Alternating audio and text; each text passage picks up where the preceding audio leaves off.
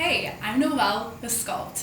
We are a premier hardcore Pilates reformer studio located right outside of Washington, D.C. We're here to bring you some kick-ass on-demand workouts that you can do from the comfort of your own home. We have found that many of our clients have been struggling with exercise in their postpartum period. So we wanted to bring you a series of classes that you can do postpartum at the safety of your own home. We are going to be going through our #1 most important breathing exercise that you can do in your postpartum period. This exercise is going to teach you how to retrain that lower pelvic floor, those deep abdominal muscles, and to close the gap of your abdominals after you've given birth.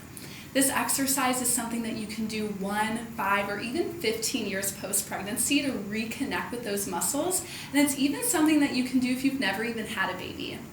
So this exercise is also a prereq to all other exercise that you're going to do within your on-demand workouts, or take it with you to the studio and come hang out with us. So our posture when we have a baby starts to extend through our lumbar spine, our ribs start to flare out, and our abdominals separate. We also have the weight of our baby that pushes down into our pelvic floor.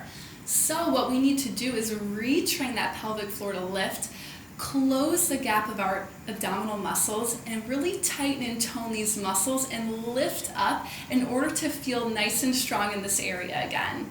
So we're going to start by doing that with a nice breathing exercise that you can do at home. All you're going to need is a chair, a stool to go underneath your feet, and a little ball in between your knees. So the stool is important, or some books underneath your feet, because you just want your knees a little bit higher than your pelvis, because you want to roll back onto your pelvis and just first start by feeling those sit bones right in that chair. From here, we're going to start by retraining you to feel that squeeze and that activation in your lower pelvic floor and deep abdominal muscles. So you're going to start by squeezing into that little ball, and I want you to imagine a zipper zipping up from your knees, drawing up through your belly button, so you're lifting that navel up and into your diaphragm. So you're squeezing into those knees, and that's also going to help activate that deep pelvic floor muscles. From there, we're going to then start to go into our breathing. So I like to place my hands right on my lower rib cage. So we're going to breathe in. Imagine expanding 360 degrees around our rib cage, and then fully exhale out. As you exhale, guide those ribs down and in. Imagine like you're creating a corset around your body. So you really are helping to facilitate that squeeze of your abdominals together.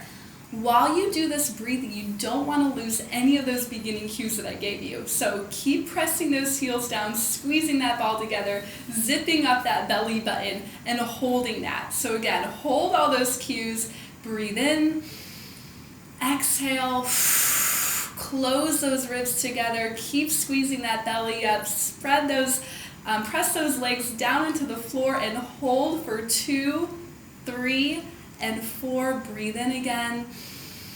Exhale, tighten, lift, squeeze, and press those ribs together, and hold for 4, 3, 2, and 1. Inhale, release. Whew, so that's a lot of cues, I know. So just remember, it takes time to build this brain-body connection. So be patient and have fun with it. I would spend at least 30 seconds a day, or 30 seconds 3 to 5 times a day at home, because you definitely want to get in multiple repetitions in order to retrain this body. So have fun with it, and be sure to check out our next video, which are the top 5 exercises for diastasis recti in order to close the gap. So we're going to be taking this exercise and progressing it in the next video. So I'll see you there.